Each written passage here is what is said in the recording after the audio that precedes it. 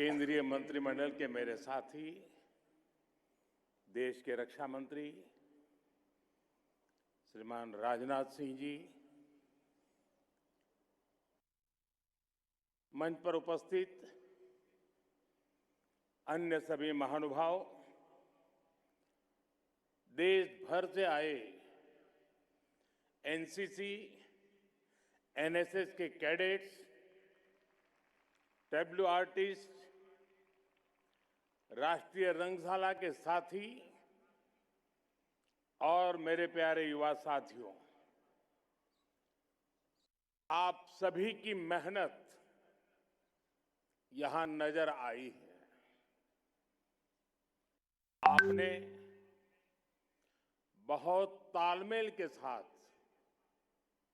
अपना प्रदर्शन किया है। लेकिन साथियों, आज का दिन हमारे लिए एक बड़ा दुख लेकर भी आया है। आज सुबह ही महाराष्ट्र में दुखद विमान दुर्घटना हुई है। इस दुर्घटना ने महाराष्ट्र के उप मुख्यमंत्री अजीत पवार जी और कुछ साथियों को हमसे छीन लिया है। अजीत दादा ने महाराष्ट्र और देश के विकास में अपना बड़ा योगदान दिया है। विशेष रूप से गांवों के जीवन को बेहतर बनाने के लिए उन्होंने हमेशा आगे बढ़कर काम किया। मैं अजीत पवार जी के परिवार के प्रति संवेदना व्यक्त करता हूं। जिन साथियों को हमने इस हादसे में खोया है, इस पीड़ा की घड़ी में हम सभी उनके परिजनों के साथ हैं। साथियों, दुख और संवेदना के इन पलों के बीच मैं यहां मौजूद आप सभी कैडेट्स का, विभिन्न मित्र देशों से आए कैडेट्स और ऑफिसर्स का अभिनंदन भी करूंगा। इस बार भी यहां बहुत बड़ी संख्या में गर्ल्स कैडेट्स आई हैं। मैं उनका विशेष रूप से अभिनंदन करता हूं। साथियों, एनसीसी एक ऐसा संगठन, एक ऐसा आंदोलन है जो भारत की युवा शक्ति को आत्मविश्वासी बनाता है, अनुशासित बनाता है, संवेदनशील बनाता है और राष्ट्र के लिए समर्पित नागरिक बनाता है। आप सभी हर साल अपनी भूमिका को और सशक्त कर रहे हैं। बीते वर्षों में एनसीसी कैडेट्स की संख्या 14 लाख से बढ़कर 20 लाख हो चुकी है।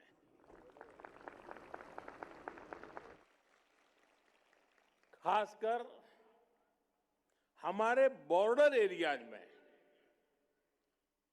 कोस्टल एरियाज में एनसीसी कैडेट्स की संख्या में काफी वृद्धि हुई है। मेरे युवा साथियों, एनसीसी युवाओं का मंच है और इस मंच पर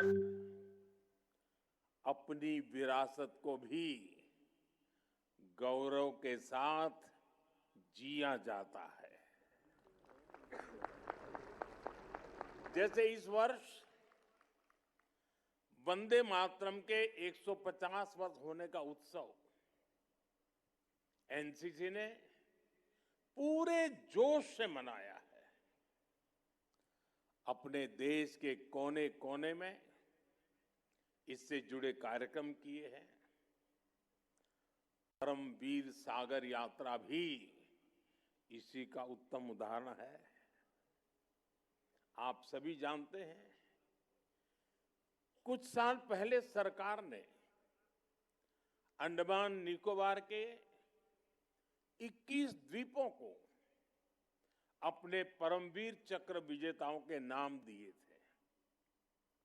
इसके पीछे राष्ट्र नायकों को सम्मान देने का जो भाव था, उसको आपने अपनी सेलिंग एक्सपीडिशन से आगे बढ़ाया है। इसी तरह लक्षद्वीप में द्वीप उत्सव के माध्यम से आपने सागर, संस्कृति, प्रकृति सबको एक साथ सेलिब्रेट किया है। साथियों, एनसीसी ने इतिहास को स्मारकों से निकालकर जन जन के हृदय में जीवंत बनाया है। आपने बाजीराव पेशवा की वीरता, महायोद्धा लसित बोरफुकन जी की कुशलता और भगवान बिरसा मुंडा के नेतृत्व को अपनी साइकिल रैली के माध्यम से जनचेतना जगाने का काम किया है। आपके इस साहसपूर्ण सभी काम के लिए आप सबकी बहुत बहुत सराहना करता हूं। आज जिन साथियों को सम्मान मिला है, मैं उनको भी शुभकामनाएं देता हूं। साथियों, मैंने लाल किले से कहा था, यही समय है, सही समय है। हमारे देश के युवाओं के लिए आज का ये समय सबसे ज्यादा अवसरों का समय है। सरकार का प्रयास है कि इस कालखंड का अधिक से अधिक लाभ हमारे युवाओं को मिले। इसका एक उदाहरण आपने कल ही देखा है। भारत और यूरोपियन यूनियन के बीच ऐतिहासिक फ्री ट्रेड एग्रीमेंट पर सहमति हुई है। इससे पहले Oman, New Zealand, Britain, UAE, Australia और मॉरिशस जैसे देशों के साथ भी भारत ने फ्री ट्रेड एग्रीमेंट किए हैं। ये सारे एग्रीमेंट्स हमारे लाखों करोड़ों नौजवानों के लिए अनगिनत अवसर बनाने वाले हैं। साथियों, आज पूरी दुनिया युवा भारत के युवाओं की तरफ बहुत भरोसे से देख रही है और दुनिया के इस भरोसे का कारण है स्किल और संस्कार। भारत के युवाओं के पास लोकतंत्र के संस्कार हैं।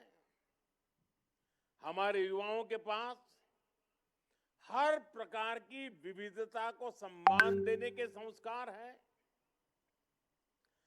भारत के युवाओं के पास पूरी दुनिया को एक परिवार मानने के संस्कार है और इसलिए भारत के युवा कहीं भी जाते हैं तो उस देश के लोगों के साथ आसानी से घुल मिल जाते हैं, उनके दिलों को जीत लेते हैं। हम अपने सामर्थ्य से उस देश के विकास में मदद करते हैं। यही हमारे संस्कार है, यही हमारा स्वभाव है। मातृभूमि के प्रति अपार श्रद्धा और कर्मभूमि के प्रति अप्रतिम समर्पण, ये हमारी विरासत है। साथियों, मैं दुनिया भर के लीडर से जब बात करता हूं और उस बातचीत के आधार पर मैं कहता हूं और पूरे दावे के साथ कह सकता हूं, भारत के युवा जितने परिश्रमी होते हैं उतने ही उत्तम प्रोफेशनल भी होते हैं। और इसलिए भारत के युवाओं की बहुत डिमांड रहती है। जैसे गल्फ देशों में देखिए, लाखों लोग इतने सालों से वहां काम कर रहे हैं। हमारे जो डॉक्टर्स हैं, इंजीनियर्स हैं, वे कितने ही देशों में शानदार हेल्थ केयर सिस्टम, शानदार इंफ्रास्ट्रक्चर, ये सब कर रहे हैं। पहले हमारे यहां जो टीचर्स हुआ करते थे, उन्होंने कई देशों के समाज में नई वैल्यू ऐड की है। साथियों, दुनिया में उनके इस कंट्रीब्यूशन के साथ हमारे देश में युवाओं के जो अचीवमेंट्स हैं, उन्हें भी पूरी दुनिया सराह रही है। इन युवाओं के कारण ही भारत दुनिया में इंफॉर्मेशन टेक्नोलॉजी की बैकबोन बन गया है।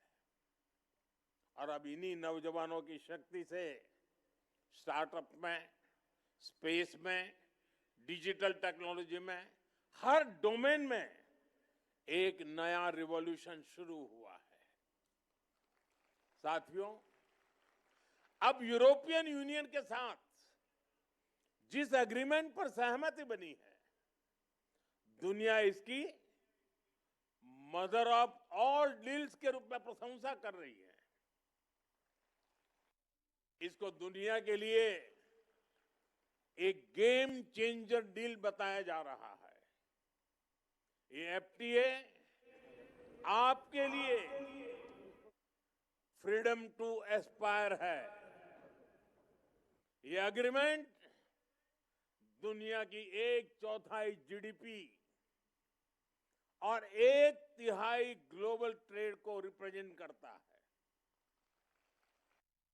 साथियों, यूरोपियन यूनियन यानी दुनिया के 27 देशों के साथ भारत का ये एग्रीमेंट हुआ है। इसका फायदा भारत के स्टार्टअप्स को होगा। भारतीय स्टार्टअप्स की फंडिंग और इनोवेशन इकोसिस्टम तक पहुंच और आसान होगी। इस समझौते से हमारी क्रिएटिव इकोनॉमी को film, gaming, fashion, digital content, music और डिजाइन को भी बहुत फायदा होगा। और साथ ही भारत के नौजवानों के लिए रिसर्च और एजुकेशन से लेकर आईटी और अन्य प्रोफेशनल सर्विसेज में भी अनगिनत नए अवसर बनेंगे। साथियों, इस एग्रीमेंट को मदर ऑफ ऑल डील्स इसलिए भी कहा जा रहा है क्योंकि ये बहुत व्यापक है, बहुत गहरा है, नई नई ऊंचाइयों को छूने वाला है और फायदों की लिस्ट तो बहुत बड़ी है। इससे आत्मनिर्भर भारत अभियान को गति मिलेगी।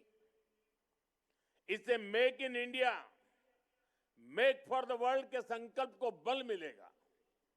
क्योंकि इस समझौते के तहत भारत के 99%, 99% से अधिक निर्यात पर टैरिफ या तो जीरो होगा या फिर बहुत कम हो जाएगा। और इससे textile, leather, James and jewellery, footwear और इंजीनियरिंग गुड्स ऐसे हर भारतीय उद्योग को, एमएसएमईज को बहुत फायदा होगा।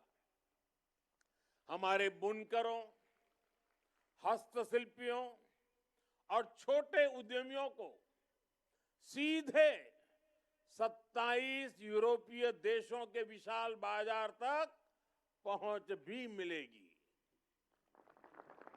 साथियों, इस डील का एक और मजबूत पक्ष है, इससे भारत में ज्यादा निवेश आएगा।